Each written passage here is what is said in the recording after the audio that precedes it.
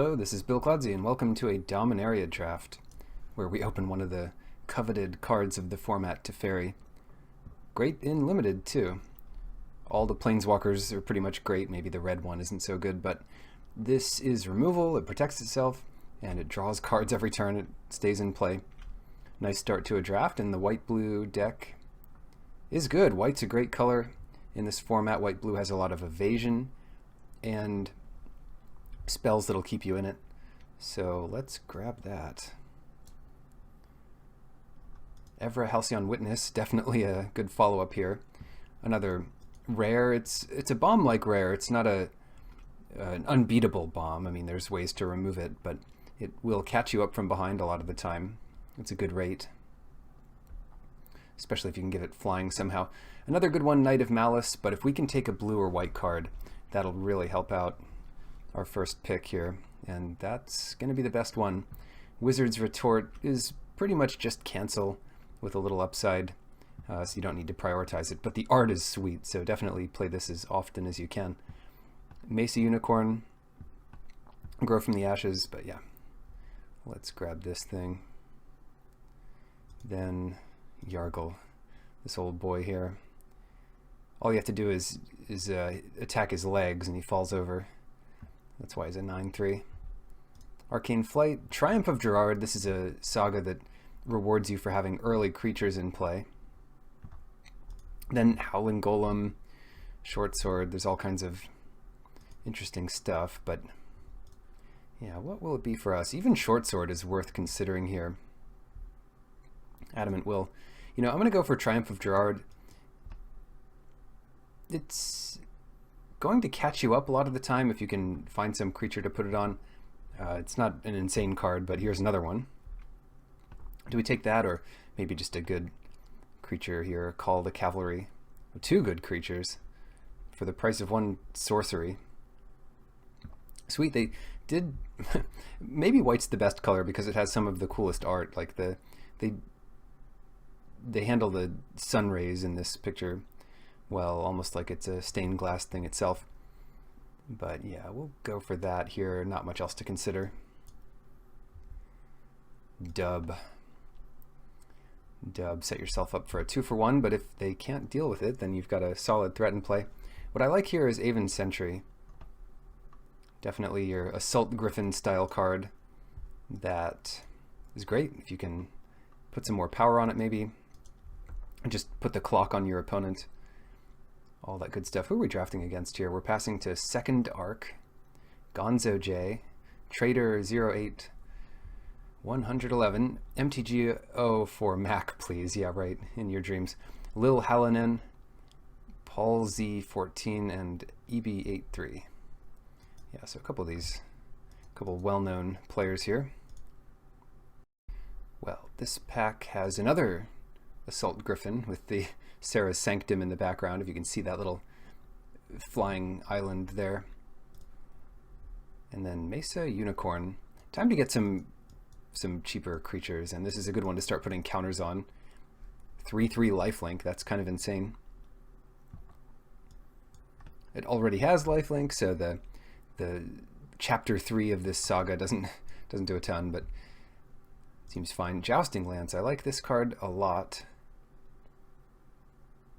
It's expensive to equip, but once it's there, it hurts a lot. Here's Artificer's Assistant and Sarah Disciple. Are we just a mono white deck splashing blue?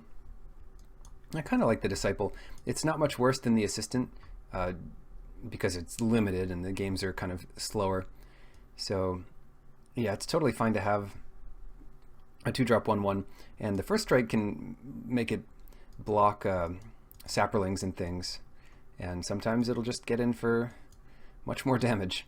It's even a 3/1 blocker on defense with the Jousting Land. So I'm going to go for Invoke the Divine over Adamant Will in this pack. There's just so many good auras and equipments, and not to mention mind controls that you want to deal with. Elephant versus Flight. Flight's not very useful. Adamant Will, same reason. I mean, you can dream up scenarios where putting a Flight on an unanswered Mesa Unicorn or Evra Halcyon Witness is going to be great. But the times when you lose the game because you do that and you didn't have another spell in your hand are more frequent and a bit scarier. Okay, that was pack 1. Pack 2. Wow, we open a good blue card. Unfortunately, we're so heavy white that we probably can't take advantage of this Tempest Djinn. So what do we do instead? Take a Deep Freeze. That sounds like a good option to me. Memorial to Genus is another option, but Deep Freeze just deals with whatever we might want it to. Tough one. I mean, it's possible we go back into heavier blue, but even if we're about half and half, it's just going to be like a 5-mana 3/4 flyer, which, you know, is fine. Knight of Grace, nice. Nice pickup here. And uncommon is missing. We get a foil uncommon here. Two-headed giant is still in the pack, which is a good red card. It's not a bomb. It's probably on the same level as Evra, maybe a little worse, but it just depends. Anyway, Knight of Grace, solid card here, even if we're not in black, maybe our opponents are, and if nobody's in black, it's still a 2/2 first strike. So I'll pick that up here over Sergeant, Syncopate, and Memorial to Glory, which might be the next best card. I really love this Juggernaut, maybe too much. It makes sense here, though. We're not passing it over any blue card, we're not splashing red, so that's not important. And it's a good blocker the turn you play it, and then all of a sudden you've got a clock on your opponent. Right. Weight of Memory. Heavy blue now that we're not very blue, or just another Deep Freeze. Makes sense here. And it makes your opponent's creatures into walls, which is the one big interaction with Juggernaut, which cannot be blocked by walls. It's too bad it doesn't... I don't know. I guess it makes sense. Yeah, I'll give up on that one. You can have that one, Juggernaut. I was thinking it should destroy the wall and give it trample or something, but this way is easier. Anyway, Dauntless Bodyguard. Yeah, it's a great card on turn 1. If you cast it any later, you're giving free indestructible to a creature. You get like a chump blocker, or you get one good attack in with Evra. And it doesn't cost mana to activate, so you'll have the extra mana to activate Halcyon Witness here. So that's not a bad combo. Or just put it to make a Juggernaut a bit beefier. Get in another free hit. Because they have to block with enough to trade with it, or else you don't need to crack your bodyguard. Benelish Honor Guard. Have to separate our actual creatures here. So we have 4 early creatures, which is enough. We don't need this Benelish Honor Guard yet. I'll take another Invoke the Divine, because this card gets really good in certain matchups. I'd even like to main deck the first one. Divination is fine. Nothing else on the radar there. We're solidly in our colors now. Very few ways that we can splash, and the cards we have are pretty good. Voltaic Servant and Sentinel of the Pearl Trident, which can flicker to fairy, minus it, flicker it, and use it again. Well, not use it again because it's your end step. Triumph of Gerard, Evra, it doesn't seem great, but Voltaic Servant is a nice early play and can untap Juggernaut since it has to attack every turn. Take a Tragic Poet for the sideboard.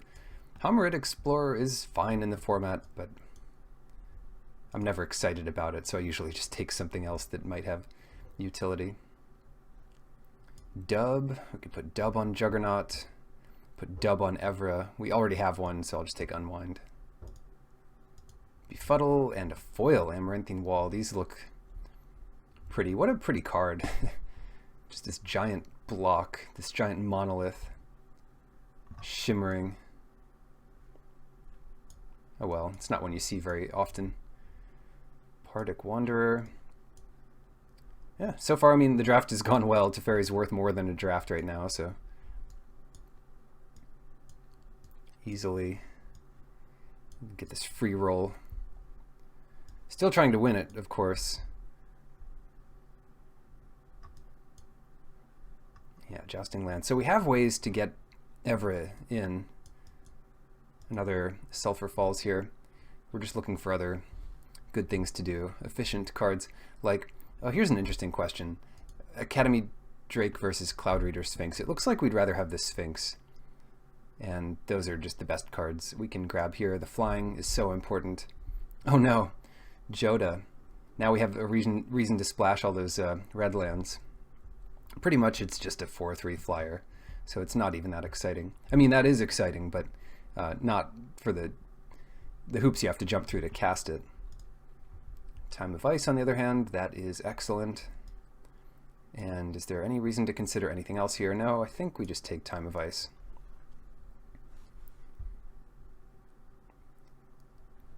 Adeliz, yeah, another Jeskai type card. But we'll stick in our Azorius deck.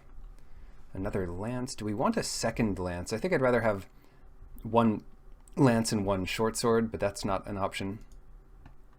The Void could be a fine card. Yeah, I'll just take the Void. If we're not worried about mana, then this will help draw to what we need. You can think of Jousting Lance like a 5-drop when you're looking at deck construction. It's kind of a 2-drop, it's kind of a 3-drop, and it's kind of a 5-drop, because that's when you're activating it. Memorial to Genius. It's time we take cards like this. Gideon's Reproach is great, but we have 20 playables. I'm not too worried about getting enough. We even have some good removal, but I am trying to increase the power and consistency of our deck, so getting a free card like Memorial that fits into any deck is going to be great. Macy Unicorn and a Short Sword. More creatures, and this is a good one.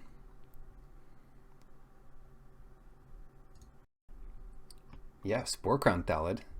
Solid. Benelish Honor Guard is another 2-drop that would be great. And another Jousting Lance. We don't want too many Jousting Lances.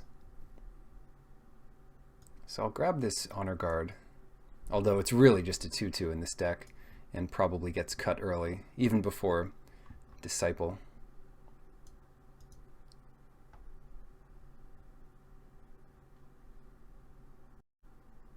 Looks like the well is dried of all the white and blue cards.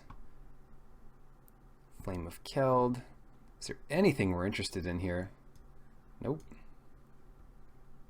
Tellurian Scholar, Arcane Flight, another Honor Guard, and a Tragic Poet. Let's just diversify our pool here and take that Arcane Flight. Here's a turtle.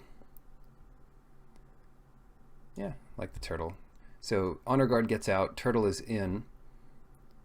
We could play... I think with this many 2-drops we want to play 17 lands, including the Memorial to Genius. If you have a couple of these lands, I like going to 18 lands. But with this low curve, we'll get away without it. Without the extra land. The Void might even help with that, too. Oh, geez. We'll take Joda. It's just so flashy. Doesn't even have flash, and it's flashy. Foil Mountain, that's a flashy one. That lets us splash Joda. Right, so we need to include one more card in the deck, and that will be not a red card, not a black card.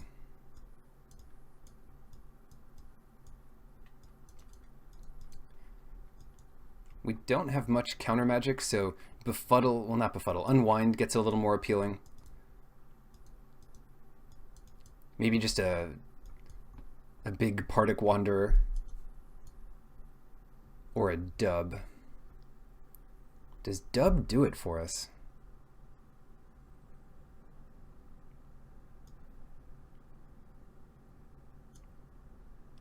Elephant, don't really want Elephant.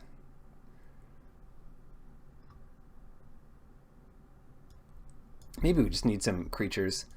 So I'll play the Benelish Honor Guard and I'll play Dub. Or we could take out Dub and put in Pardic Wanderer as some extra late game push. Yeah, I'm not a huge fan of Dub, so I like this little deck here.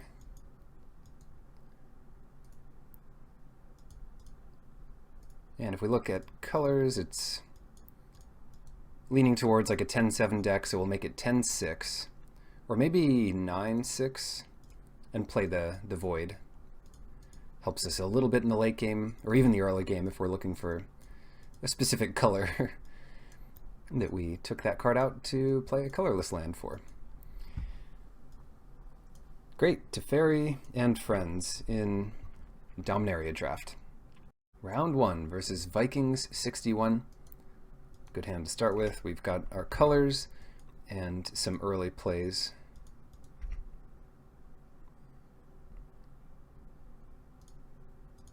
A little out of order here, but drawing the bodyguard late does have some advantages, some upside. Make a nice indestructible Benelish Honor Guard for a turn.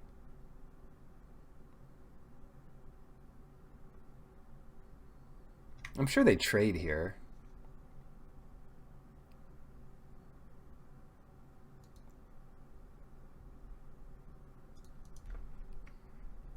Yeah, and then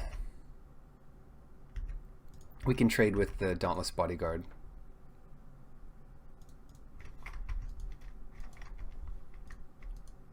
Just trades up in mana, I suppose.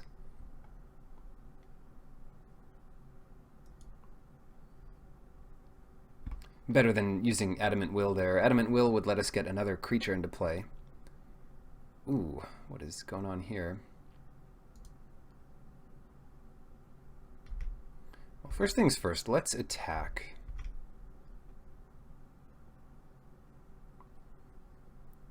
And now we want our creature to stay in play. Sorcerer's Wand, we can deal with that eventually, although I don't anticipate it'll be very good.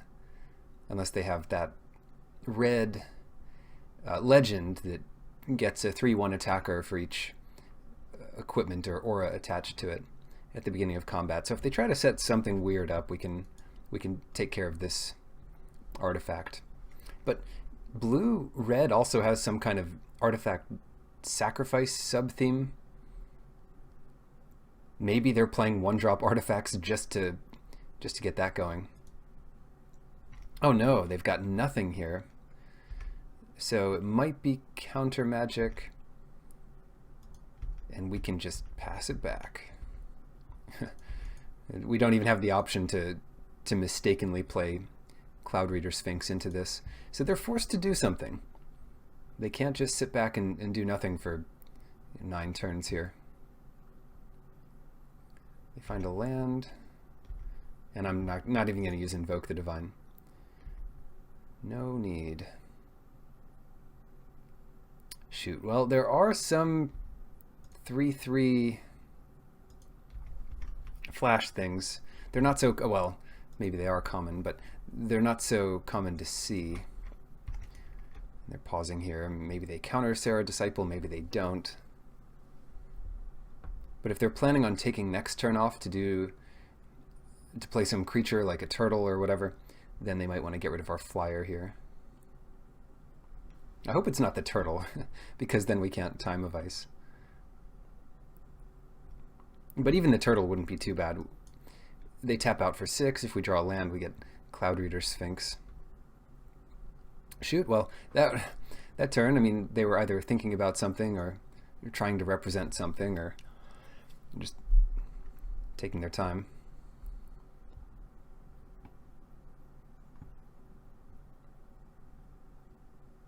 What's this? Warlord's Fury. All of their creatures get first strike, yep. As you can see.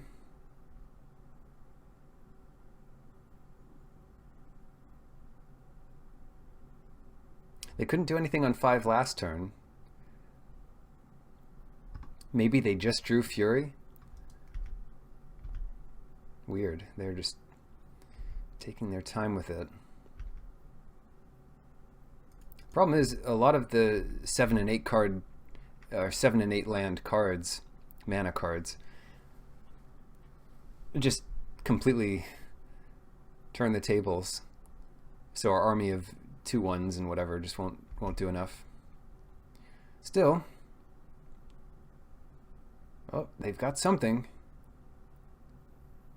Shivan Fire, sure.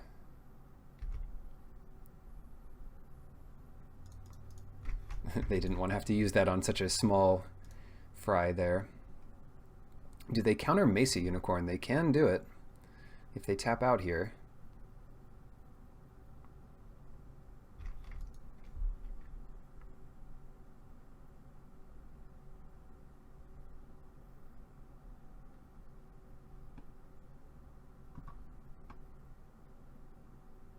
What is it? What have we got? 4 cards in hand. Tons of options. One of the options, I suppose, would just be passing again. Were they on their draw step that whole time? I don't even know. It's a very careful player. This is return instant, return sorcery, and then double things. And they've got all of it. So the first thing they do is return Shivan Fire. Pretty good. I don't want them to get 4 more cards out of this, so we'll just see what they do and probably invoke the Divine, the Conjecture.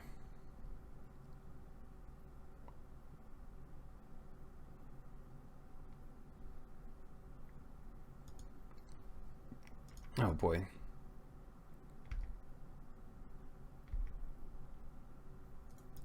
I want to see if they take this hit first before they see that they're losing their Conjecture. Right. Because I don't want that to get too much more value. Now they might as well use the 2 damage to kill Mesa Unicorn.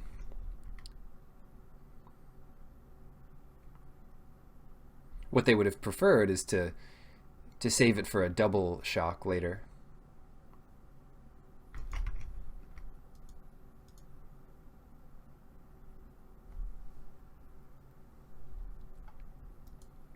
Anyway. Nice one to get rid of, although they got a 2-for-1 out of it. They killed our creature and our removal spell. Well, kind of removal.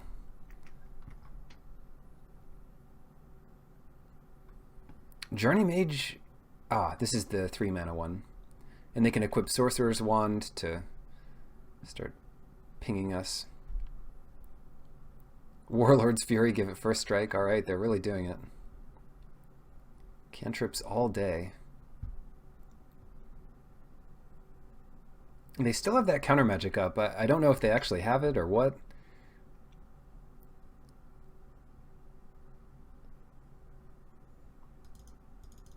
Let's see if they have it.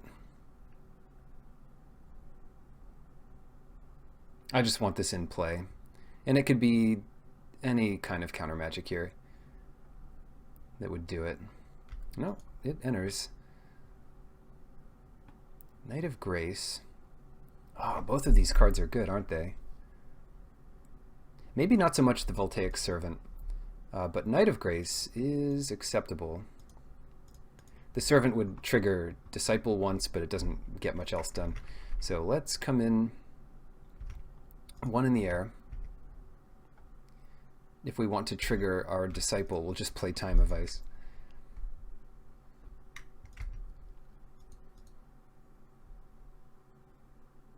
It doesn't even change the math here, so it'd be 6 + 4 instead of 5 + 4.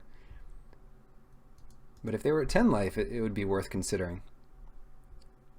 Ouch, Goblin Barrage, without sacrificing an artifact or goblin. It does kill the Sphinx. We got a little value with the Scry. Oh, I messed up. Yeah, I wanted that 2 damage here, but we miss it.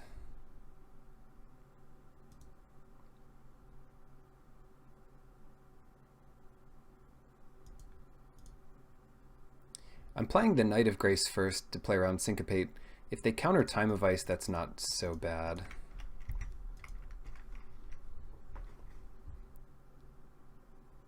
And we're at 23 life. Tapping down a 3/2 doesn't make much difference. In fact, it's reasonable just to hold it back. Another Wizard's Lightning, or a first Wizard's Lightning, but their whole deck is a bunch of spells like that.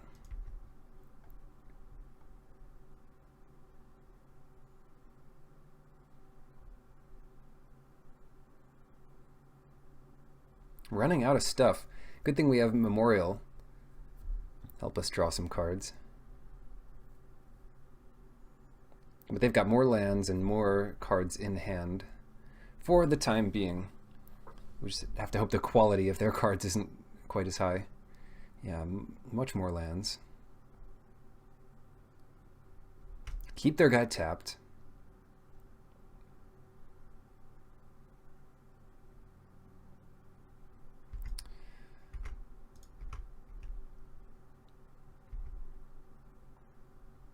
Then what? Player land. Pass. The one drop we have is Dauntless Bodyguard, so it doesn't. If we hadn't already drawn that, we would definitely crack the Memorial here, leave a white open.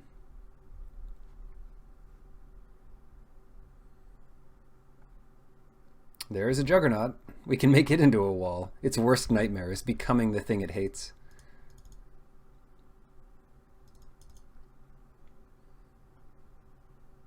That's some good stuff. So return that. And if they don't want to attack with it, they can equip the Sorcerer's Wand to it. That's a neat little combo there. And it works if it's a wall too.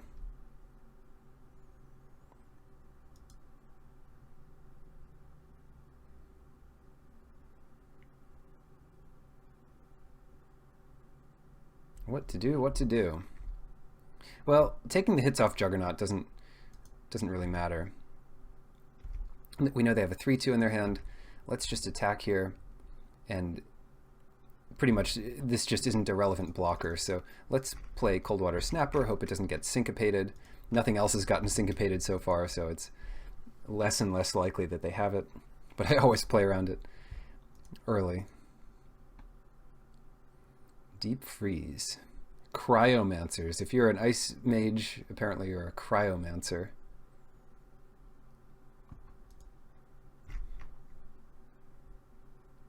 Okay.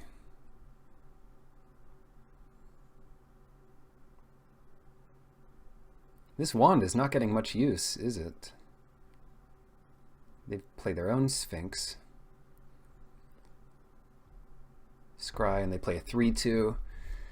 So, it looks like we're going to deep freeze the Sphinx so that we can both attack with our turtle and get our Serra Disciple into play.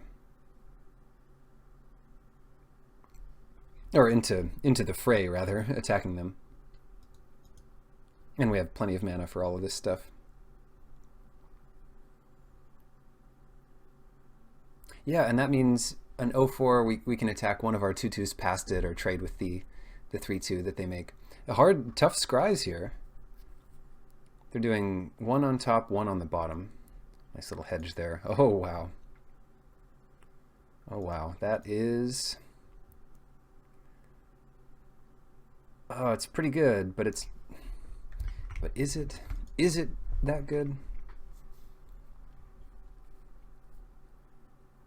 Yeah, I think we wait on Jousting Lance. That'll be a surprise next turn. It can't be good enough this turn. They'll just double block our Snapper if we equip that up. So freeze the Sphinx. And then, I guess, swing out.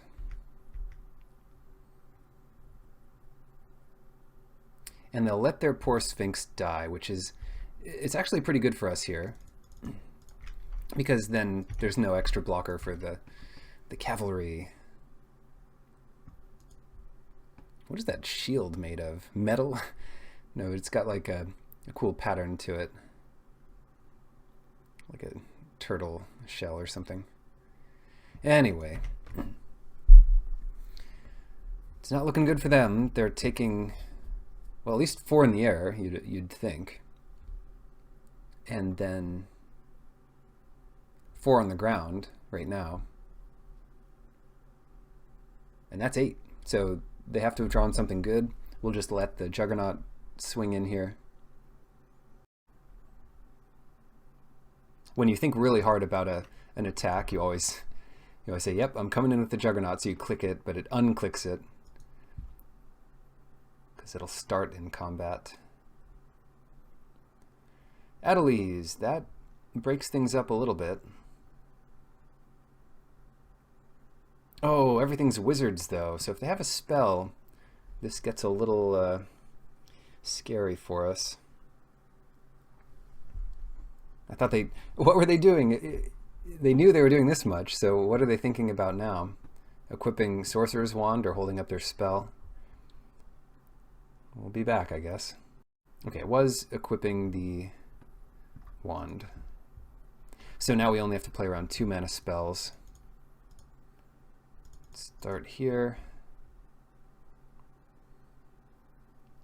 And we get pretty blown out if they have a spell. They can't double block a thing. It could even be a... Right, so if they didn't equip, we would know that they have something that costs 2 or more. But what if it's blink of an eye, and they didn't want us to try to play around it? Then we attack with everything. They can kill both our knights and take 4. Yeah, I think our best bet here is just to still equip this guy. And if they have a spell but they can't flicker or blink the disciple, then they still can't double block our snapper. And they're taking a big hit here.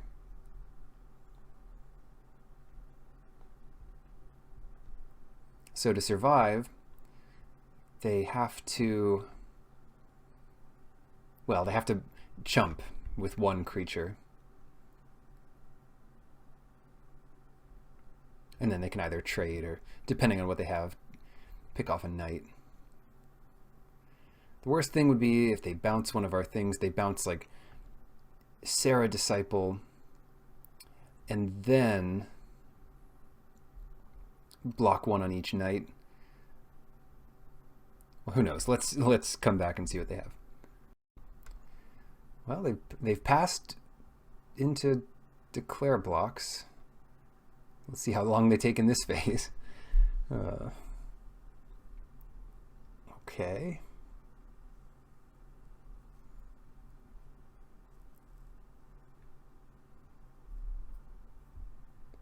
That is a way you can block. Looks like they're trying to save Adelise here.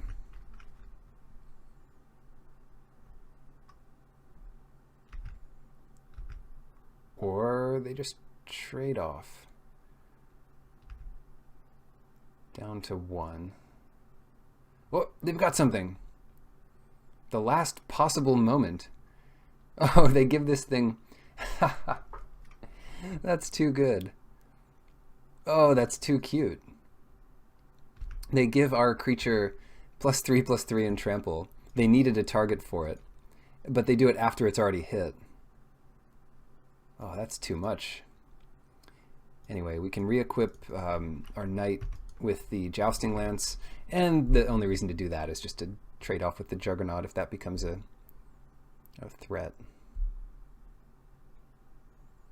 I don't think it is a threat. There's very little that can kill us. Well, there's one thing. If they have Chandra, not Chandra, whatever. Maybe it is Chandra's thing, but it's a legendary like X damage spell. It'd be 6 damage to each of up to 3 targets. We can't beat that anyway because they just kill. They do 6 to us, 6 to the knight, and heck, 6 to Adelise, and they'd still win. So they don't have that. Well, maybe they do. Who knows? They've analyzed it thoroughly and decided to concede. Cool. They have a lot of stuff we want to unwind. Don't know if Invoke helps us too much. It helps a little bit. But that's the card we want in. Voltaic Servant. This is not a match where Voltaic Servant will be great. They're just going to kill Juggernaut anyway. So we'll submit like that. Game 2 on the draw. They're down to 6. Good hand again. We've got the land we need and a couple early plays and a mid-game play. This is like the perfect hand. Couldn't ask for a better hand. Maybe 3 lands and a 3-drop instead of a 2-drop or something. Yeah, it's not getting much worse. What comes down first? Probably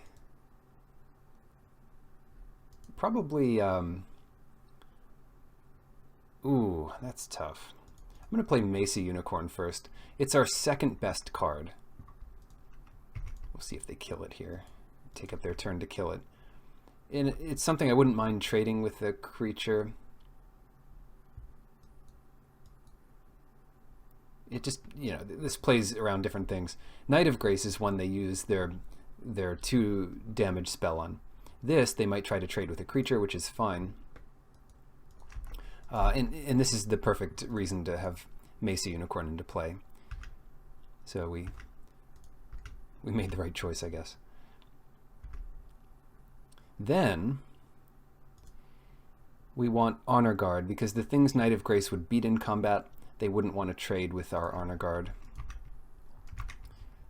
Mr. Honor Guard here. We have to play Evra to pump this up. We don't have many other options.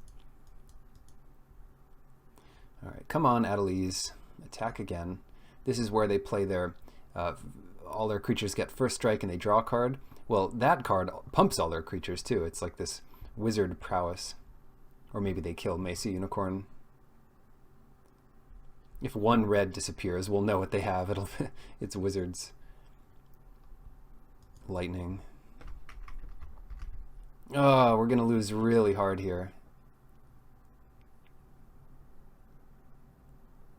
If we attack with both, we're in bad shape.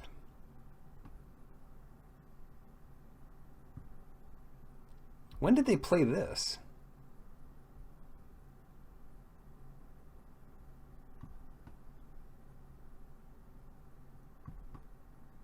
I actually have no idea. Oh, turn 1 they cast Warlord's Fury. Got it. We get blown out if they have a damage spell here.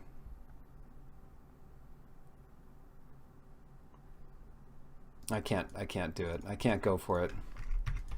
I'm not going to do it. I'm not attacking. Oh, I know how to do it. We attack with just the Honor Guard. No, we attack with just the Unicorn. No, we attack... Yes. No, it's the same. If we're going to attack with 1, we might as well attack with both.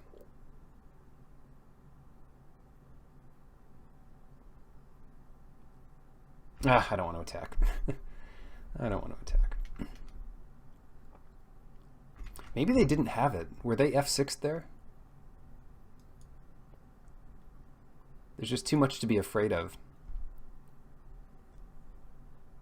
We didn't see counter magic from them last game.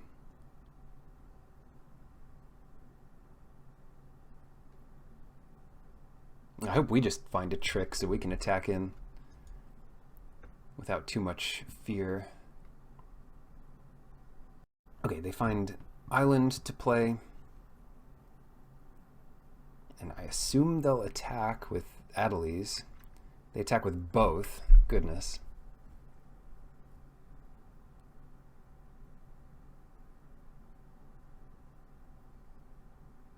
What does that mean? That means we need to triple block the Journey Mage to stand a chance. 4, it'll kill 3 things. Why don't we just... let's just block it with everything. That looks weird, but we're pretty low. They might use a spell anyway to get in like 7 damage, and that's not great. Here, they kill 3 things, but we kill 2. And if they actually have nothing, then that's pretty good. Yeah, Wizard's Lightning there. which they had, so attacking last turn would have been bad. And we're left with a knight. But the other thing that does, holy, Varric's Bladewing. I was going to say, the other thing that does is it means they have less to interact with Cloud Reader Sphinx. But here, we just need to deep freeze Varric's.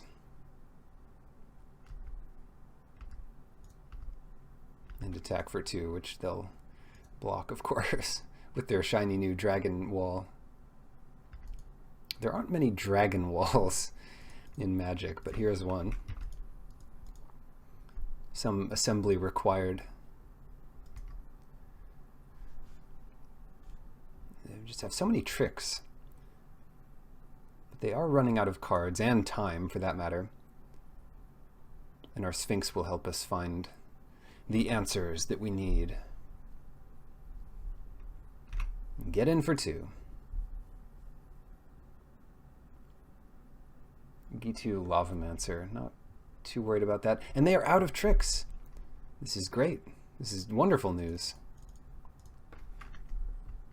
Let's see what we can scry up.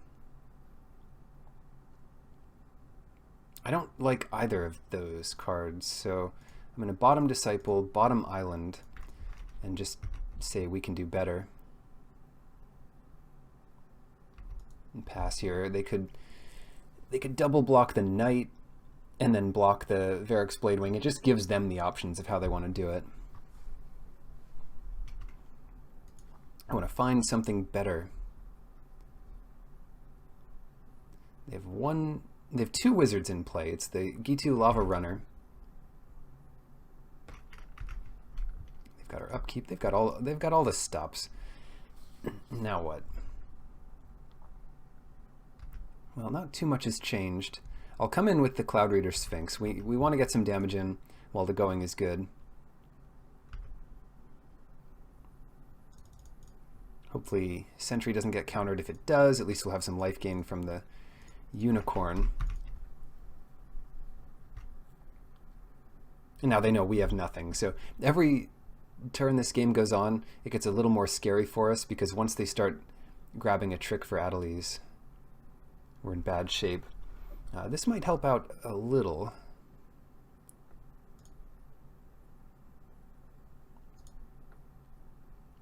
Let's pump up the Sentry.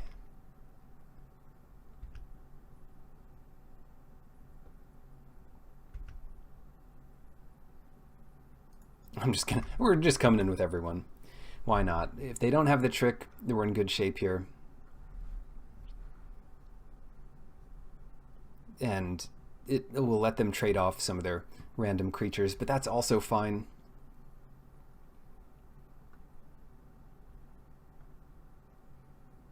And partly this is just to gain some life with the Unicorn. How much do they want to trade off? If they trade their wizard off, that's great too. And judging by the feel of this turn, it seems like they don't have a trick. Unless they're going to give our attacker trample again. Okay, they are dooming their Lava Runner. And that's it. Those are the trades. We've taken the lead again. We've killed a wizard.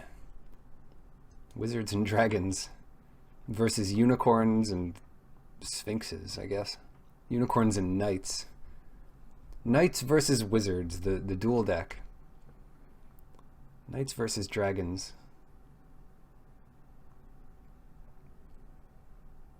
Oh, what is this? 8 mana?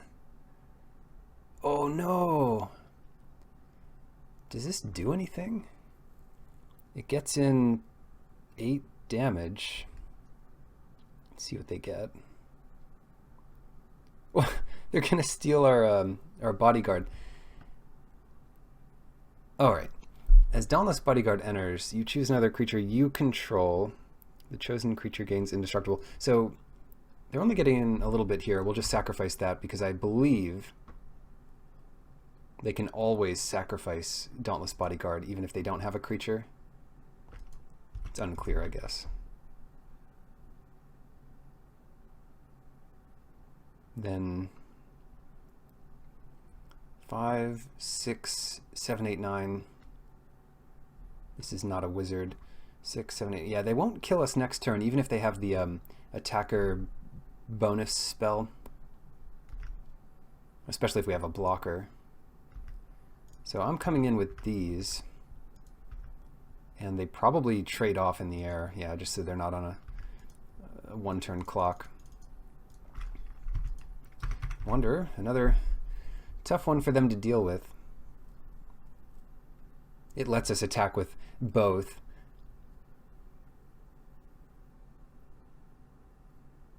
Oh no, not another Overseer, another 7-drop here. Might be bad for us. Glider doesn't actually affect anything. So it looks like we've got this. Well, yeah, it's not lethal, but they lose most of their creatures, so that's pretty good. All the ones they can block with.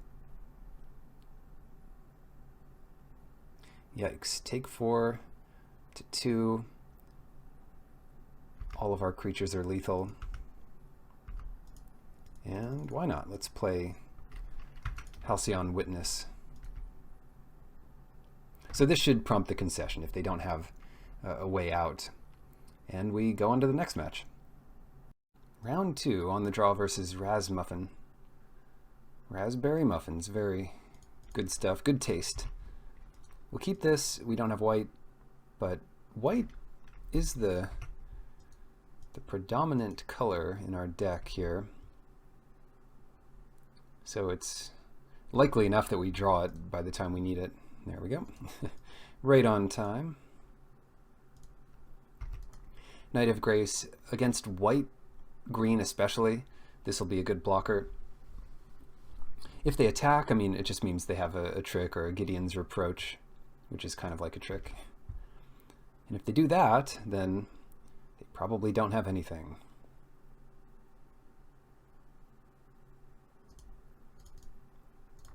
We're not looking for anything in particular at this moment, so let's just play our creature. And if they tap down Knight of Grace by playing any manner of artifact or legend, then we still have one blocker for the Trapper. They only get, well, they probably just don't get any damage in. They just trade off their knight with our knight. All kinds of common knights. So what would be the worst thing here? Maybe a 4/4. It's also not great for us, a flyer.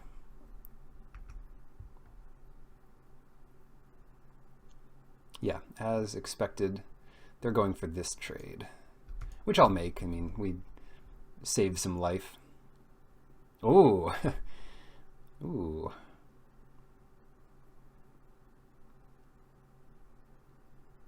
It's a tough one, but I think we go with the Triumph here.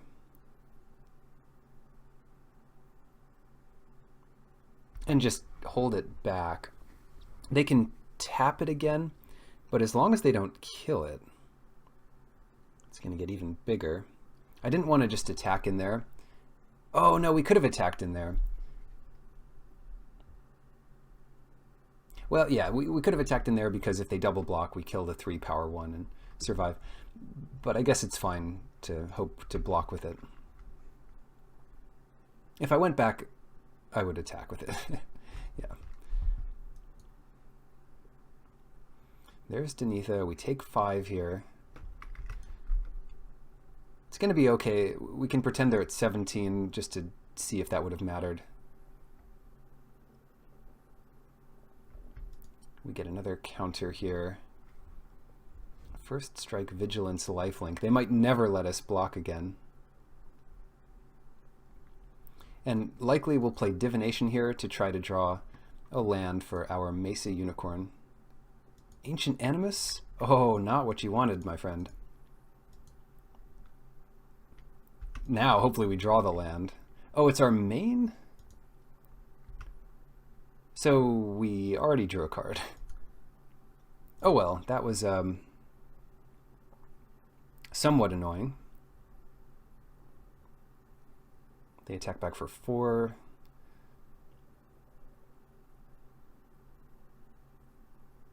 we're going to gain lots of life next turn. Let's just attack for 6 this turn.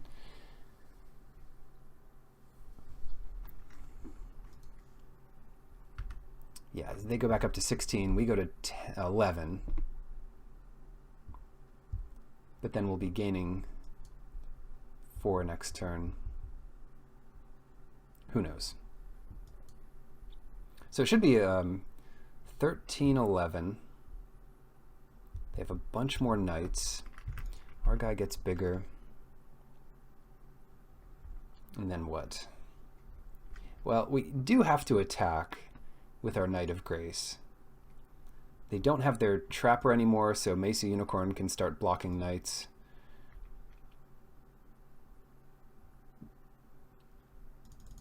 Let's try Divination. There's got to be a land in our top 2. Yes, we hit it. They can't really respond to anything, so let's just grab our life. Thank you very much.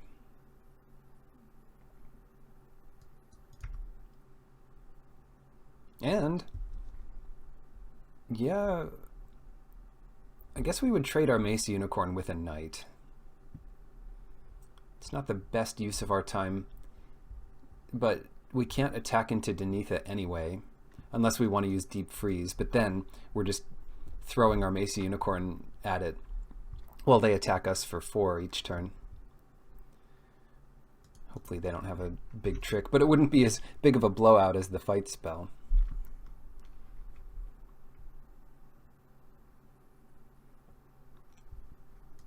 Cool, and we found our extra land, so that means Cloud Raider Sphinx. They cannot draw extra lands, which might even be good for them.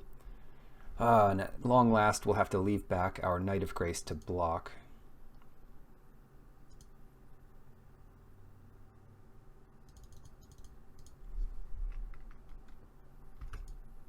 Scry a couple here. Ooh, let's see, more Deep Freezes. Better than nothing. I mean, the Deep Freeze does work against whatever, this Baloth Gorger.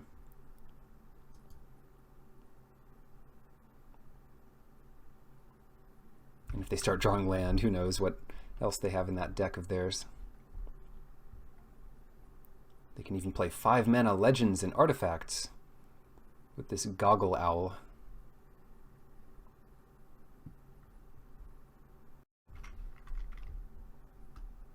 Another Gorger. So just another 4/4. We have really good blockers for that kind of stuff.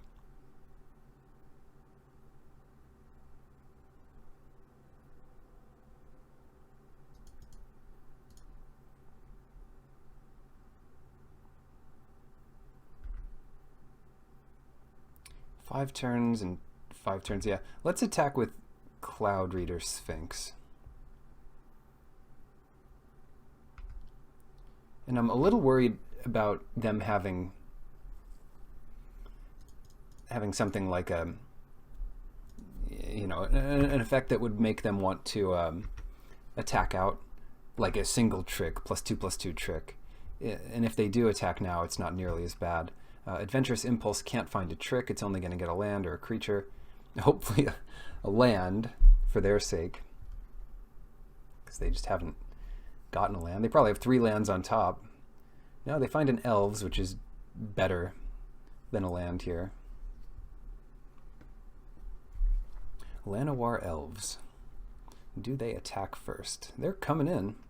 They come in for 2. This is the race I'm okay with.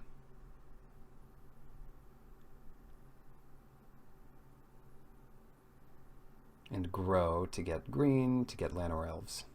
So there's still 1 card we don't know about.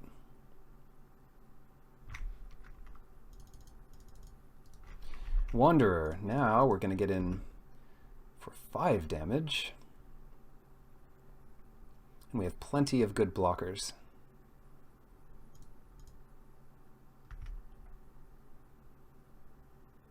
So they could play their own Partic Wanderer, or heck, a 7-drop artifact thing. I don't know what that would be. But our blocks look good for the moment. Mammoth Spider, that's actually okay with us because we have our second Deep Freeze. Otherwise it shuts down our flyers completely. So we'll do that right away to keep the clock ticking. And I'll leave this planes back just so they think twice. Then, yeah, it gives them too many options to attack with our ground creatures, such as just chumping with Llanowar Elves and Baloth Gorger and attacking back for lethal.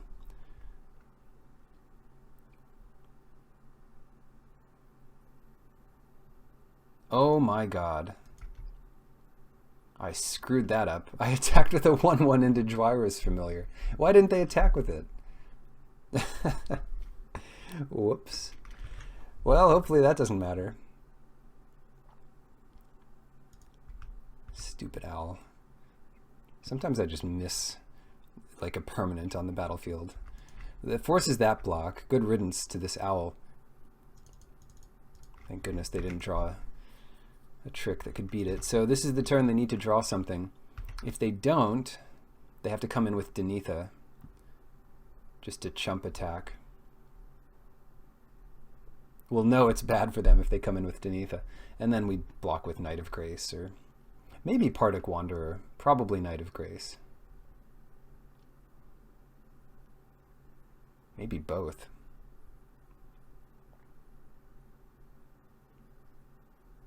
Dub on Gorger. This is not what they want.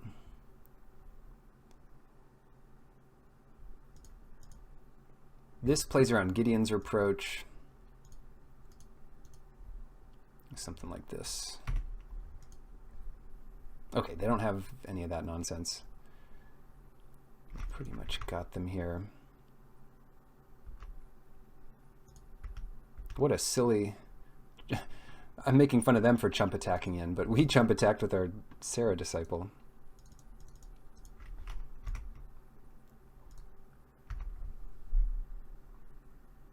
Dub comes in. Okay, they'll just concede. They figure even if we don't block, we win. So there's no way we can mess this up too badly. Right. Another Invoke the Divine. Is that what we want? Maybe. Voltaic Servant does not seem good here, although it does block 2/2s well enough.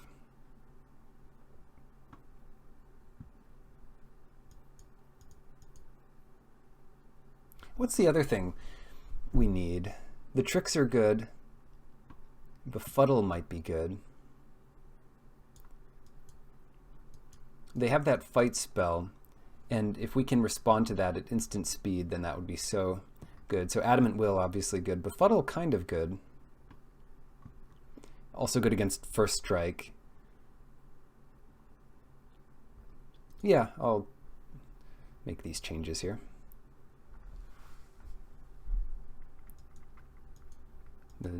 The weak version of Befuddle, Divination here. Sorcery speed.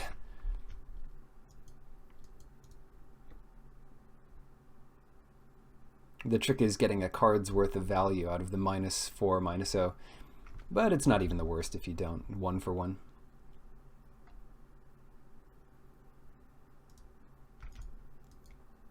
Good draw. Disciple, just something to do on turn 2. See what they have. Nothing on turn 2 for them. Oh, here's the choice. Let's go for Mesa Unicorn.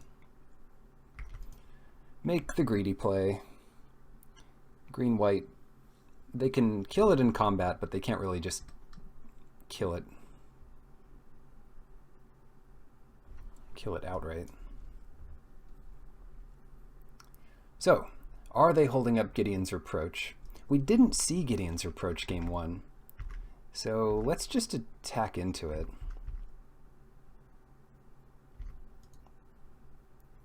I mean, fair enough if they have it, but just a 1 for 1. And this turn I'm going to use the mana to get a to try to draw land. And I guess we drew good enough stuff that even missing land was fine. Oh no, Traxos, huh? This is going really well for us. Scry one, try to find, I don't know, white source or land. There we go, plains on top. Oh, we don't even care about Traxos. We have to think about this. All right, so it's very likely they have some way to untap this because they didn't play anything on turns 1 and 2. Shoot, what did they get? Yeah, they have Draro's Familiar. So they definitely have a way to untap it. But they tap out for this next turn, or something, to tap it. So what I'm going to do here, we're also kind of stuck on white mana. But what I'm going to do is play Juggernaut and attack. And then we'll have plenty of stuff to do next turn. But what I want is for them to come in with Traxos, and then we kill it the next time they go to untap it. Hopefully they don't have their own spell that can disrupt that. But we can survive a couple attacks from Traxos, and if it stays tapped after that, we're fine. Even Teferi can deal with it. So it's looking good. It would be cute if they left, that would be the best, if they left Traxos back to block.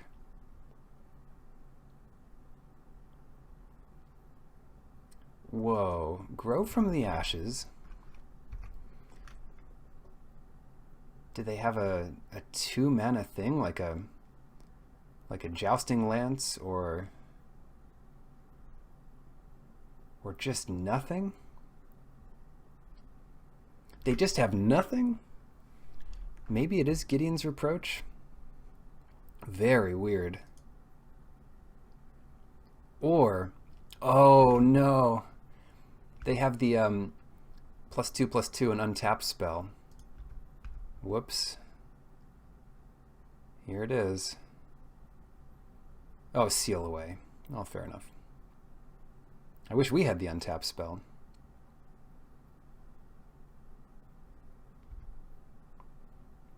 What do they get, I wonder? Juggernaut, I guess.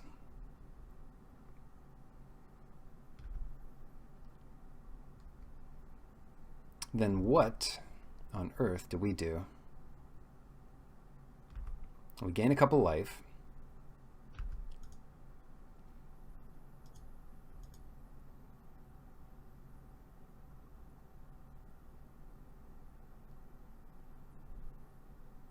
Play the Disciple.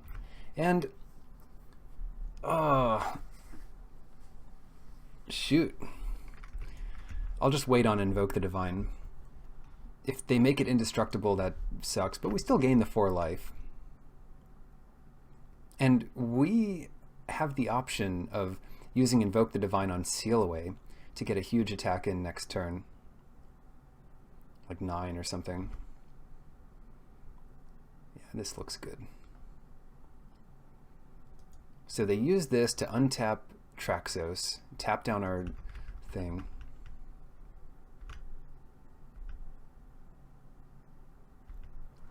So now it's just counting.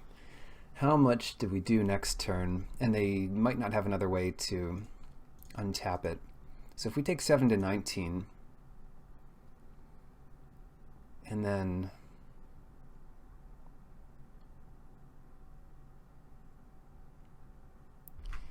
yeah, 5, we can do 5, 9 or something if we bounce the Trapper.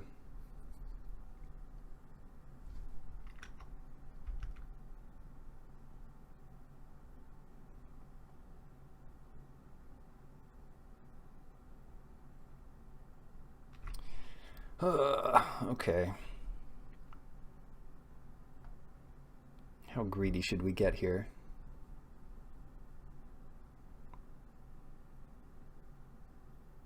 Let's just assume it's going to stay tapped. That's a crazy assumption to make. But, you know, We're at a high life total. Look, this is why you have life gain, so you can make plays like this.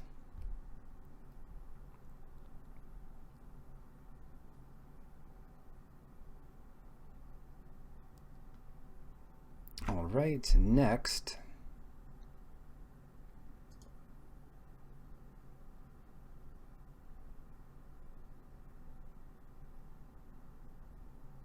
Next, what do we do?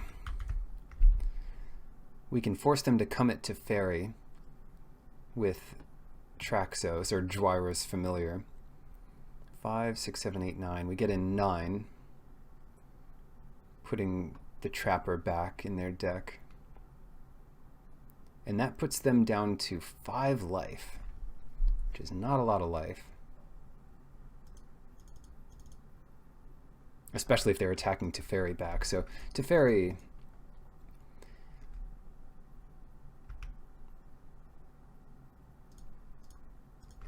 get that thing back. Now they have no good blockers. Just ignoring the 7/7 trample. Who cares about the 7/7 trample? Oof, yeah. Well, this isn't great for us, actually. If they untap Traxos and then hold it back to block. Oh, they're trading off. That's so good. Now the only way they can kill Teferi is by attacking it with Traxos. And that's perfect. So that's a 2-for-1. We remove Traxos as a blocker, and we remove the 3/2. Yeah, it sucks to see Teferi, because you're like, look, you already got lucky enough to open Teferi. You also need to beat me. Dub's pretty good. Befuddle. Oh, God. Well, let's see what Teferi has to say. Oh, gosh. Yeah, that's all very good. That is all very good.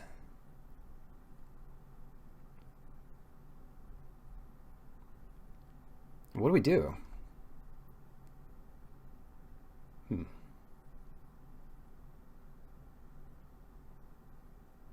We can't really do it all here. I mean, the play would be Adamant Will on Juggernaut, of course. But do we also befuddle something, or do we play Dauntless Bodyguard? If we befuddle Traxos, we still lose Teferi. But they might just not be able to play it. Okay. We're fine. Teferi is done enough. That was such a perfect draw. When it rains, it pours. Indestructible beats First Strike just about every time. And then Traxos has a lot of good stuff. Let's just play the Bodyguard and make Juggernaut pal. Oh, shoot. We still have Befuddle up. I always forget about that. And by always, I mean the few times I've ever had to play with Teferi. Alright, Llanowar Elves, not the best. And the next creature they can play is going to be a 3/2 that's also not epic or legendary or whatever. So, Teferi can only plus here. Maybe we get a land. Land is good. Triumph pumps all our stuff.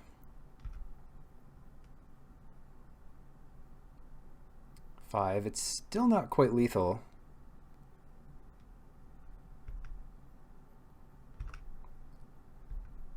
But it's lethal if they block wrong, I guess. It feels like when they're typing something. No.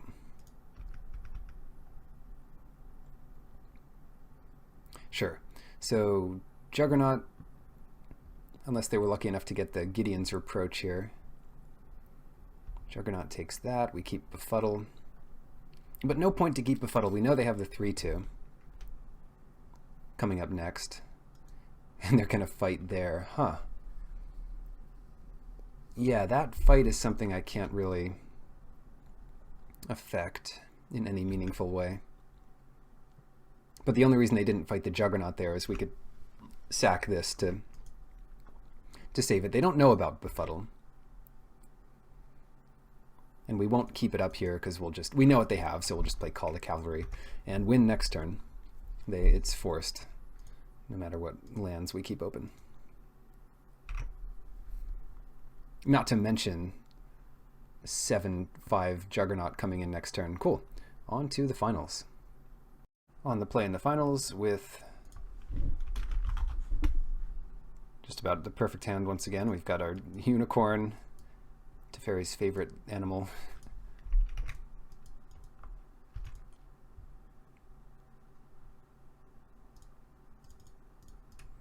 And his little even sentry friend. Perfect. Are we going to draw a 3-drop this next turn? It feels like it. Feels like we're going to get there. Nope. Oh well. Just more cool animals. Shauna.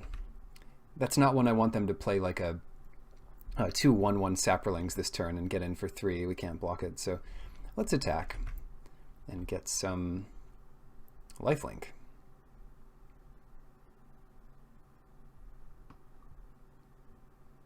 They keep making this effect cost less. It used to be 4 mana, and it was power and toughness equal to like the number of creatures you had. Now it's 2 mana with upside. A little hexproof from abilities and abilities. What about this? They just drew Sparring Construct. I have no idea what they could have here. But they have no idea what we could have. So maybe they take this. Oh. And if the Sparring Construct trades off, Shauna's, or the legacy here is still going to be a 2/2. They'll just have less creatures in play. No counter magic up, so let's get Sentry.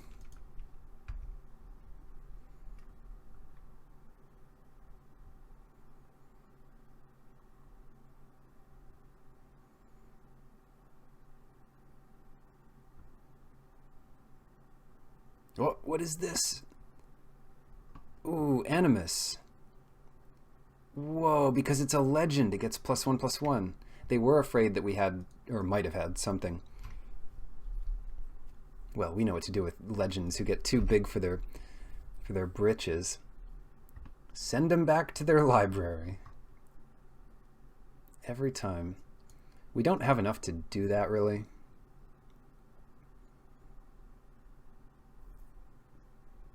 I don't want to lose Teferi to Sparring Construct attacking in.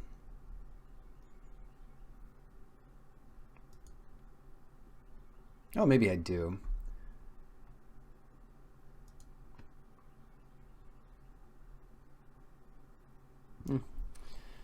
Tough one.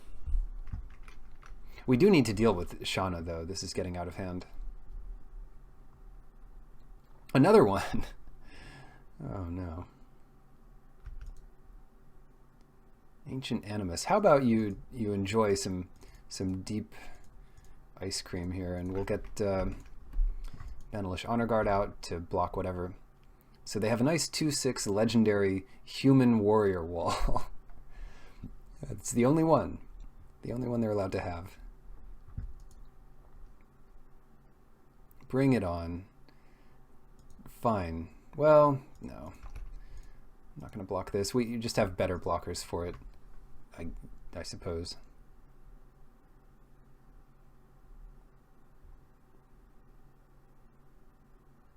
Unicorn to Fairy.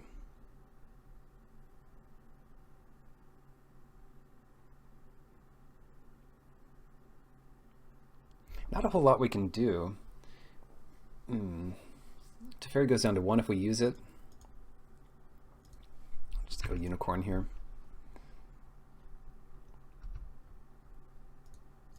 Then next turn, like if we have 2 creatures in play, we can potentially play Teferi and then plus it. I really want the Snapper first.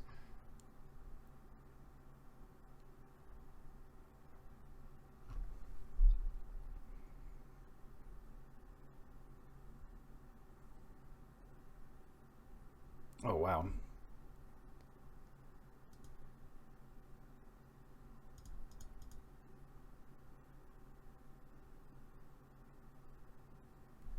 Yeah, let's make these blocks. So they'll end up with a 5/5. But we'll still have a creature. So I would have rather had the lifelink in play, but I honestly thought they were going to have a trick to save their guy. I guess that's what I thought. Anyway, now they don't have enough attackers. So we're going to minus on this big guy.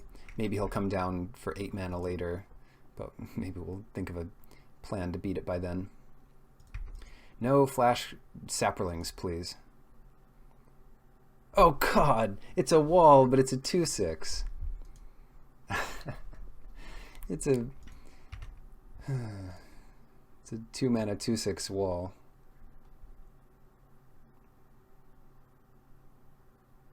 This is going to be great to have online forever. Nature's Spiral. What does that get back? It gets back at 3/1. Fine. Come on, land. Yes. Ooh. Scry before draw. Don't mind if I do. Put that on the bottom. Draw.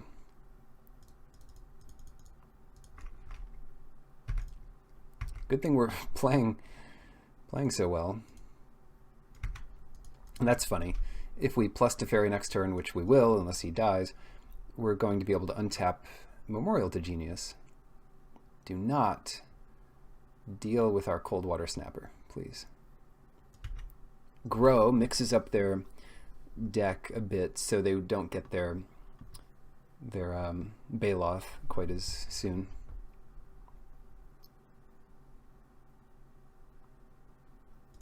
Plus here. See if we draw anything better to do. Juggernaut, that's pretty good. And it can't be blocked by walls. Interestingly, that does change things. So I'll play Juggernaut. And then play Gerard because we want to make Juggernaut a bit bigger. So it can attack past Knight of New Benalia. Memorial. Coldwater Snapper doesn't attack very well. So untap our Memorial and a Plains.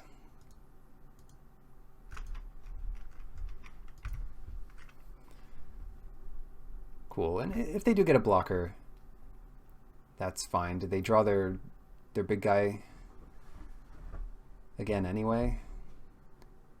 I'm sure they'd do it for 8 if they drew it.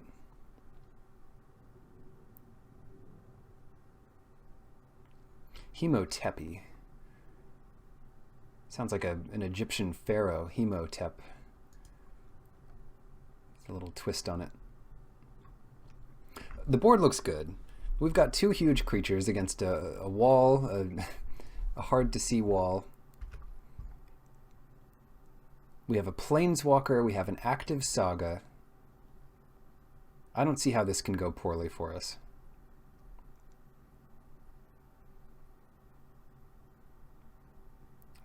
It's gonna manage it somehow. I'm gonna plus with Teferi again. We don't want to lose it. Deep Freeze. Juggernaut has to attack. And if we really don't want them to block, then we could put Deep Freeze on the other guy. I'm not so worried about that. I think we just attack with Juggernaut. And whatever happens, happens.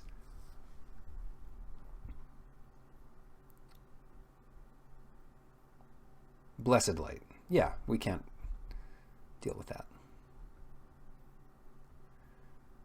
So then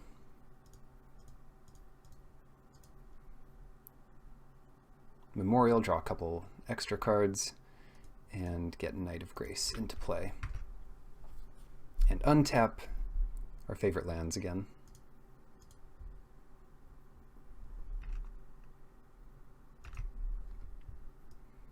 So next turn, Coldwater Snapper is coming in as a 4/5 lifelink, flying first strike lifelink.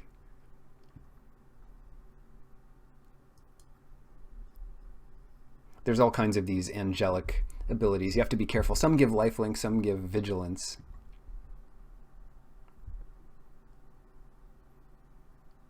Ooh, Tesher, Ancestor's Apostle, and so far they have one sparring construct in the graveyard.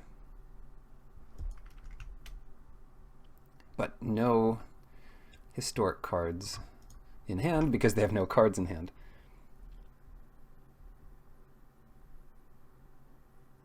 Anyway,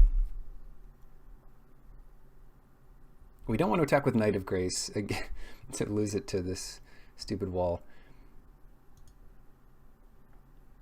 Maybe we want to throw back Teshar.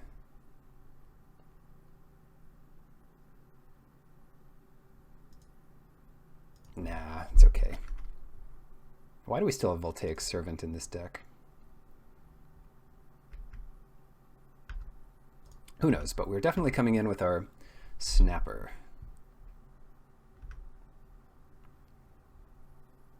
And we could throw the Deep Freeze on Tesher here, because I want Teferi just to tick up until maybe 8. It's one way to win the game. Untap 2 lands. I should have cast Voltaic Servant. I don't really know what I was thinking there.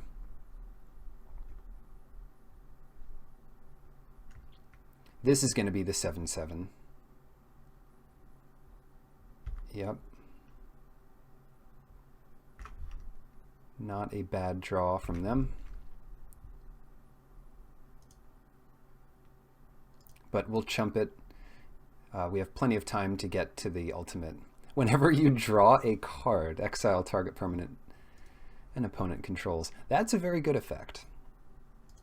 Meanwhile, we will be drawing lots of extra cards from Teferi. Let's give our Coldwater Snapper the business here.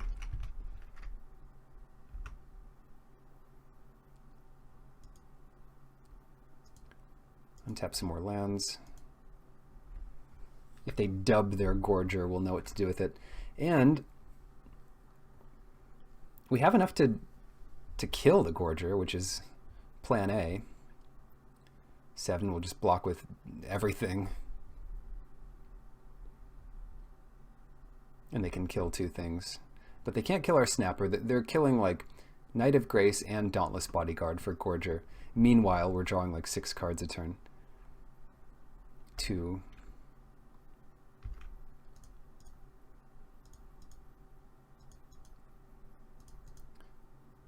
This is where we would sacrifice Bodyguard if they line it up so it's lethal to our turtle. If they don't line it up that way, then they must have some kind of trick.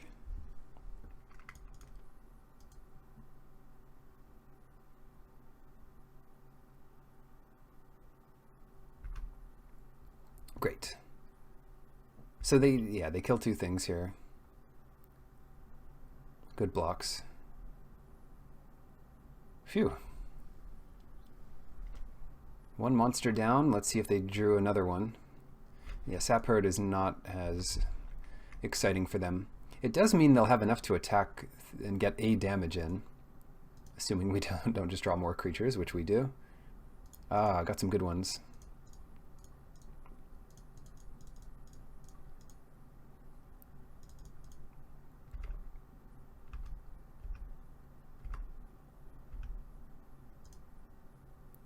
So untap our own guy, untap 2 lands,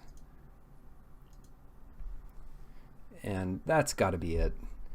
Teferi's about to go off. We win on board with this nonsense.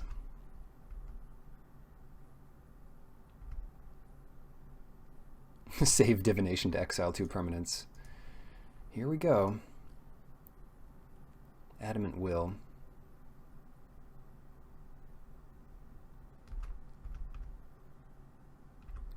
It's actually not worth attacking here.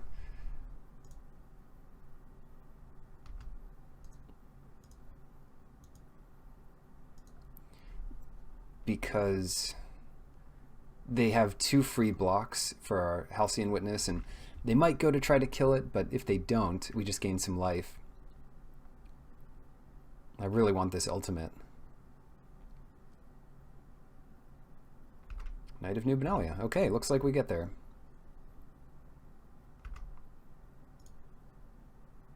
Emblem. Divination. Let's exile their good blockers. Get rid of that wall. Jousting Lance. They don't have flyers.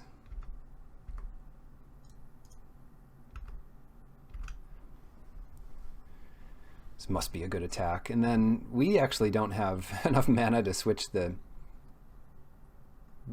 life total here, but it won't matter. I mean, if they make a block that can kill it, which they can't, they really just have to chump it here. We're still gaining 6 life. Up to 23.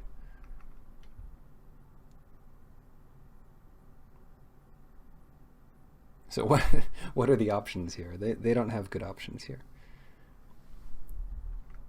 We can exile 8 more of their permanents, and it's any permanent, including lands.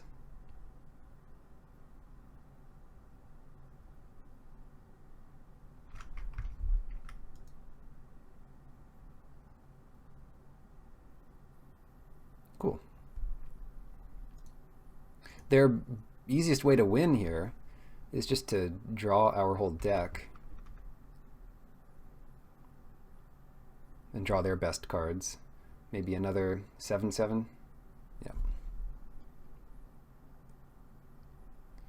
Not bad, but certainly not good enough.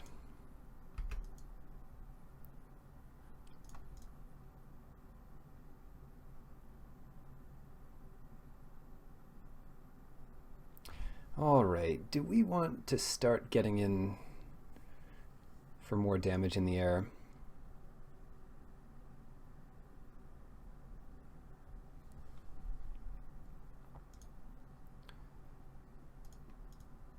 Yeah, let's do it. Let's try to end this as soon as possible. Need to pay 1 extra here. And then attack with just about everything. This might be where they try to trade with Evra. That's not going to work so well. We'll Adamant Will first after they block, and then switch Power and Toughness.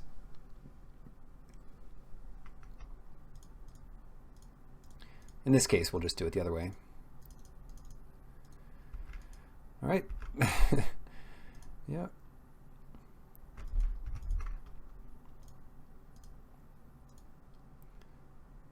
Casual 21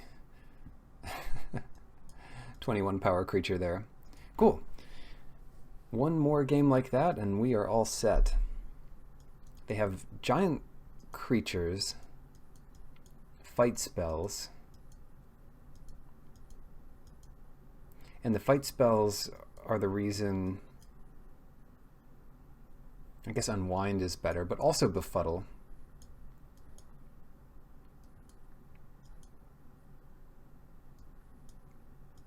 I'll go with Unwind.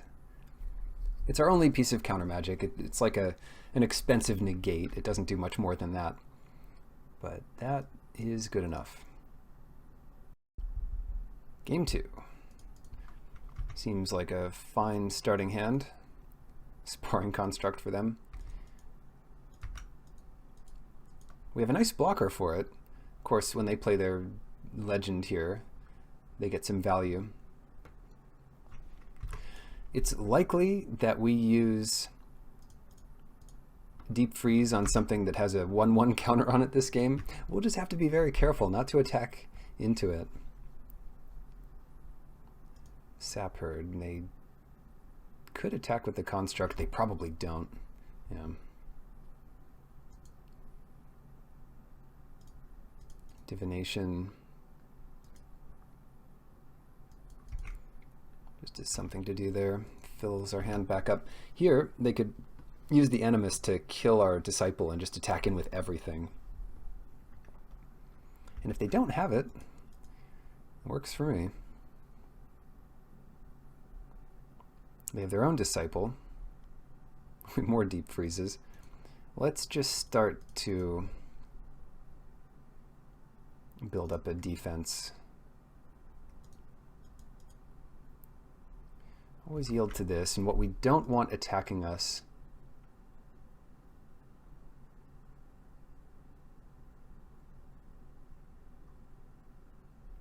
What don't we want attacking us?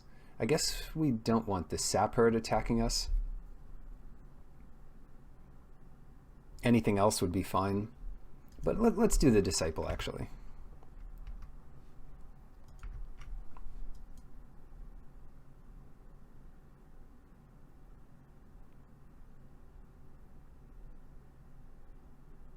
Bring it on. Attack with everything.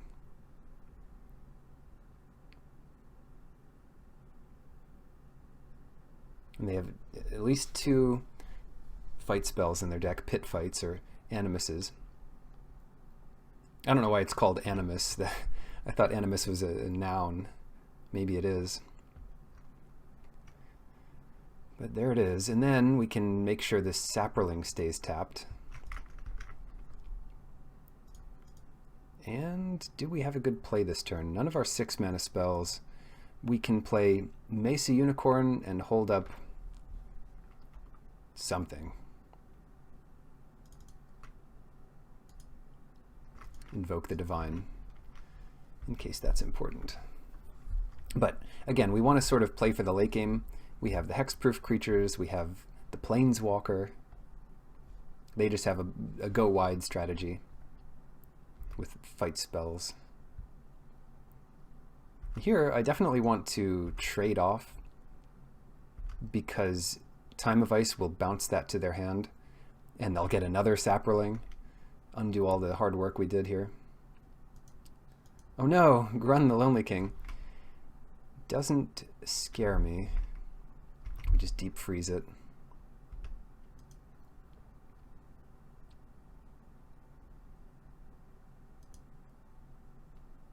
And we should deep freeze it now.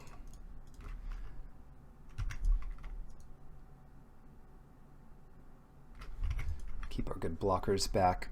If they were smart, well, if they brought in some enchantment removal, I'm sure they did. Yeah. Then they could unlock their Grun, attack us for 10 here. And we'll take 10. We'll just go right down to 7. And do it again. Just do it all over again.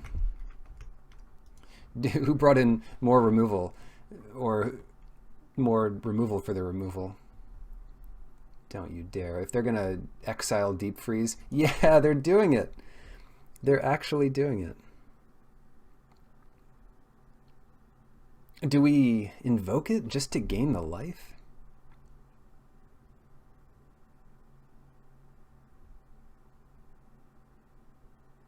Or we could invoke Sparring Construct. Yeah, I'll invoke the Sparring Construct instead.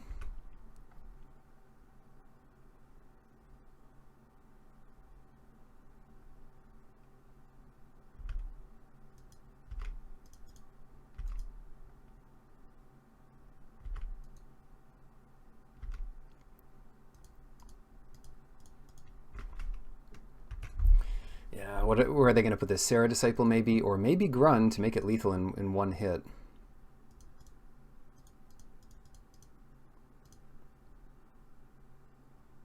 Get as much power into play as possible. What do we need to draw? We need to draw to Fairy.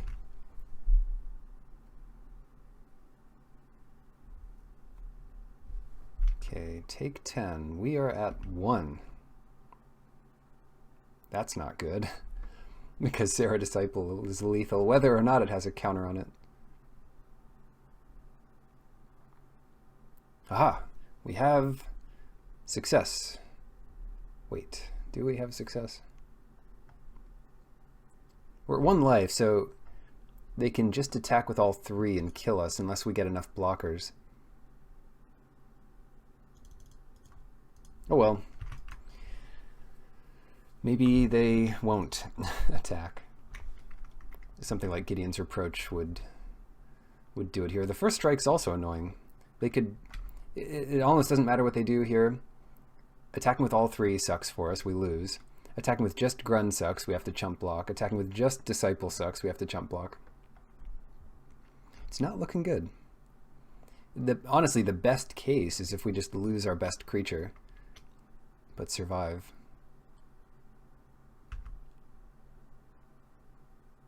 They're doing Grun.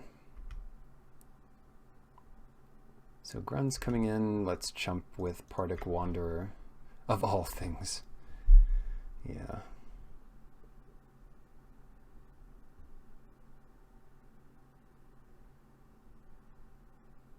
I want to be on the play.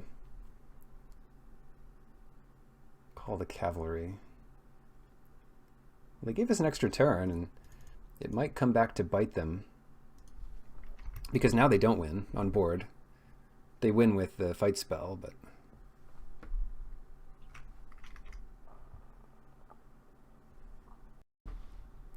Let's see what the attack is. It's just Grun again.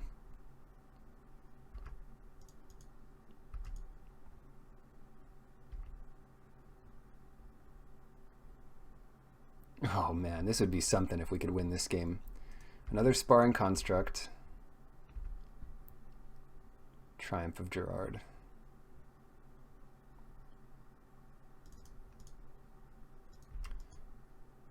If we tap out here, that's pretty bad for us.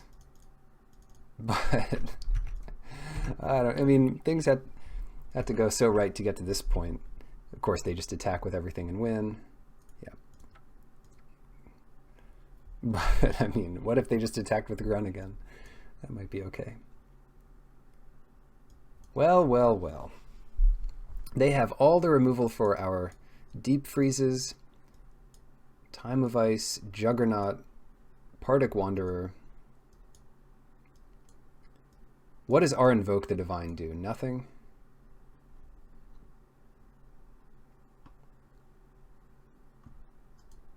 Maybe we bring in another Pardic Wanderer, take out Invoke the Divine.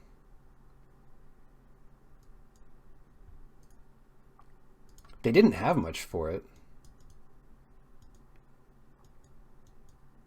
Or did they? Did I forget about something game one? Yeah, they didn't have much. I'll submit like this. We just want more beef. So on the play, we've got our Juggernaut. We've got our Macy Unicorn plus Triumph. So if they don't have a good way of dealing with that early, they're taking a whole lot of damage. And the cool part about Sagas is the enchantment removal isn't always very good against it, because you get a little bit of value.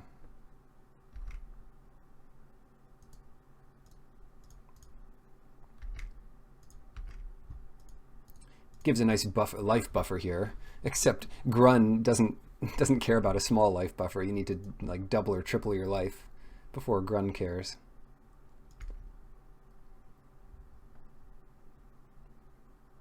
Hitting for 10 or 20 damage at a time.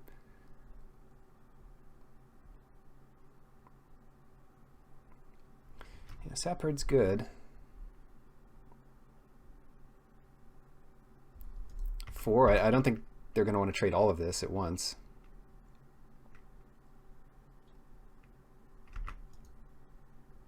So yeah, come in for 4 here. They might. They might try to trade it all.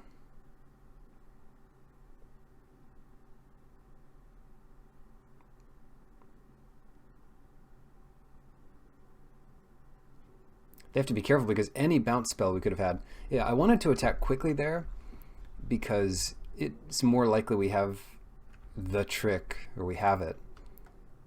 Because I'd rather gain the life here than trade off for their 2 creatures. But they're just chumping. That's about the best case for us. Then next turn we're getting in for like 9 lifelink with Mr. Juggernaut. If we draw land, we can even put Jousting Lance on a thing. This is where they might use their artifact removal on Juggernaut. Depending. No, it's Grow from the Ashes. It's looking really good for us here. If that was the best they could do this turn, and they miss a land drop, 1 green mana doesn't do very much.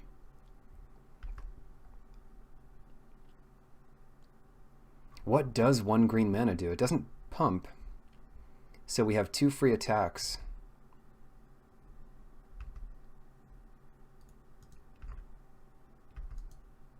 Gain 9, and I was joking about doubling our life total, but it looks like we're about to do just that.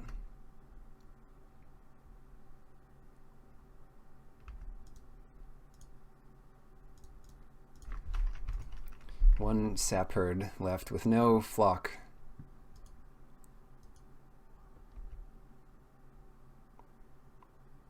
They can exile a creature by spending their whole turn, but they've got 2 creatures that they can't deal with. That helps. If we draw land, we deep freeze this and then Jousting Lance the whatever, the unicorn. And then they can't block either. Sparring Construct, that changes things a little bit. Then we want to put Jousting Lance on the Juggernaut and just come in.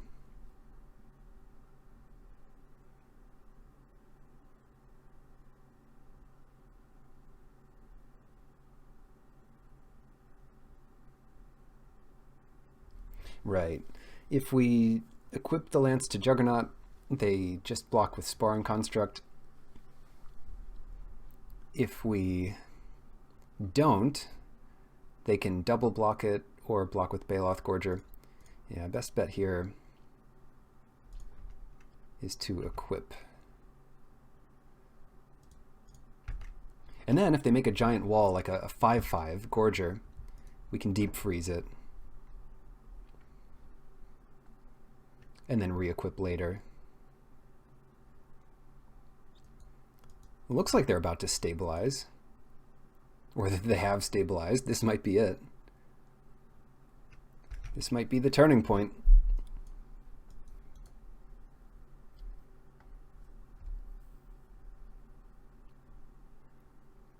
The good news is if they stabilize but don't get a big threat into play, Grun or something, we're ahead on time. If this game goes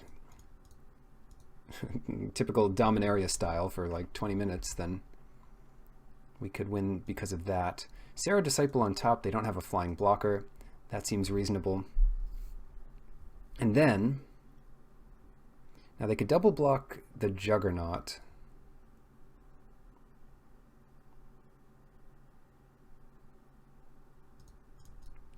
Okay. Deep freeze the Grun. Jousting Lance on the Unicorn. Swing out. The only good options they have here are trading with Juggernaut with their 5/5. Well, they don't have good options. This is terrible for them. They have no good blocks. They have 2 chump blocks and 1 bad trade, trading their best creature for our Juggernaut, leaving very few outs to the Mesa Unicorn. Of course, they could always kill Deep Freeze, but even then, we're at such high life, 42 life, that they can't really attack with it, and it's just a 5/5 blocker. And tick-tock. Alright, they are chumping, which means we don't have to worry about Grun and trading with Juggernaut, so that is fair.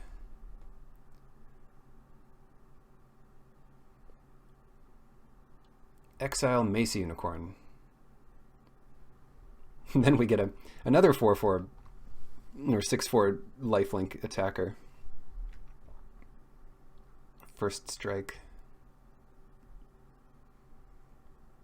First strike lifelink Crawworm for 9 mana.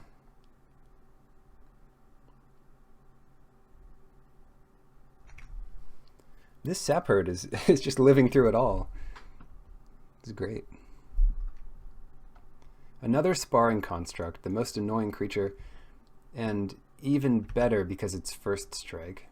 Or even better against first strike, because you can use it as a trick to pump another blocker.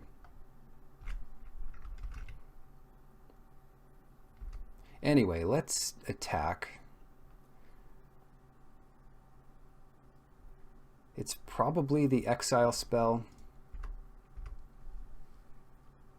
if I had to guess, but that's fine.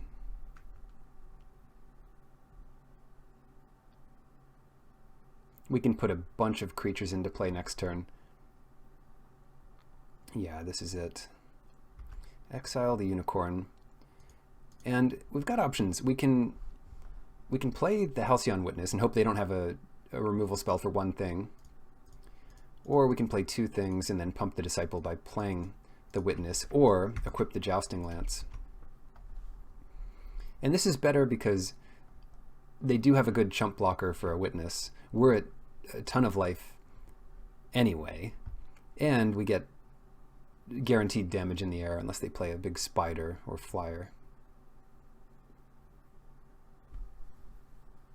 More sap herds. Just the army of the little sapperlings over here. I could see them attacking with 2, but we're at 40 life.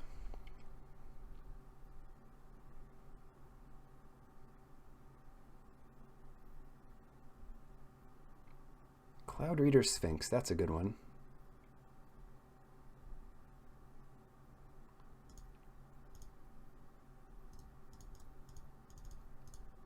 Yeah, invest in the future. See if we can get our Gideon or whatever. Deep Freeze, yeah, these are all good. In the top, both. And attack. And attack, and attack. Is that right? Yeah, why not? Puts them under some pressure here while they might not have the resources to know what's correct. And the less creatures they have, the less powerful their legend will be. They're wondering whether to block the other one with the construct and the sapperling to make a 3/3 blocker. But of course, it doesn't matter to us. We're mostly Air Force at this point.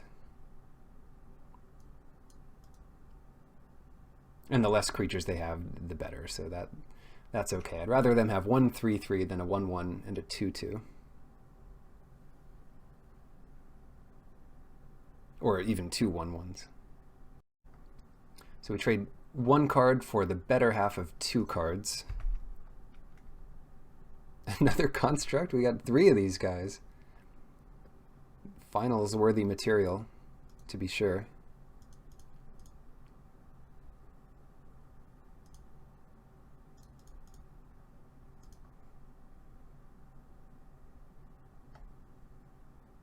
Yeah, let's just attack for 6. Split up the damage here.